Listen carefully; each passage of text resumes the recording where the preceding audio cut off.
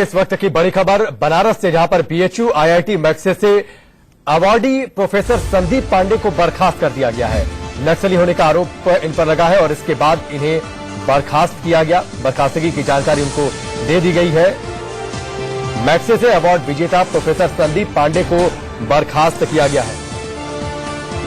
और विपिन चौबे हमारे साथ जुड़ चुके, सीधे उनका रुख करेंगे। विपिन, अब काफी समय से ये आरोप लगा था और काफी गुटबाजी भी हो रही थी उनको लेकर, और अब आखिरकार नक्सली होने का आरोप लगाकर, राष्ट्र विरोधी गतिविधियों में शामिल होने का आरोप लगाकर प्रोफेसर पांडे को बर्खास्त कर दिया गया।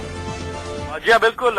मैक्से पुरस्कार विजेता प्रोफेसर संदीप पांडे, जो कि बीएचयू बनारस में बाकायदा एक गेस्ट फैकल्टी के रूप में काम कर रहे थे और लगभग हफ्ते में 3 से 4 क्लासेस उनकी वाराणसी में अलग अलग इश्यूज पर हुआ करती थी।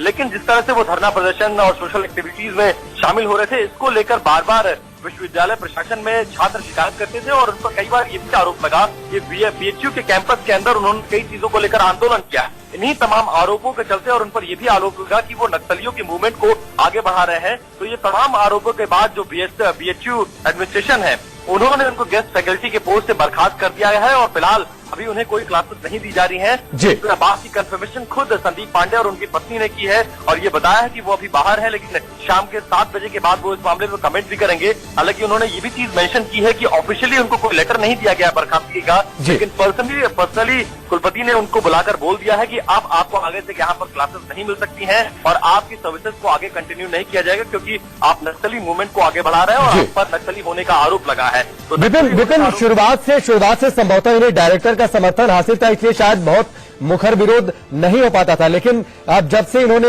निर्भया रेप कांड की जो डॉक्यूमेंट्री थी उसको चलवाने की जो विवादित बात की थी, उसके बाद इस पर डायरेक्टर ने रोक लगाई थी, संभवतः तब से इनकी उल्टी गिनती शुरू हो गई थी। शायद यही वजह है, क्योंकि पहले इनको डायरेक्टर का समर्थन प्राप्त था और एक धारा ऐसा था बीएचयू का जो इनके खिलाफ में रहता था, लेकिन इनको शेल्टर हमेशा डायरेक्टर दिया करते थे।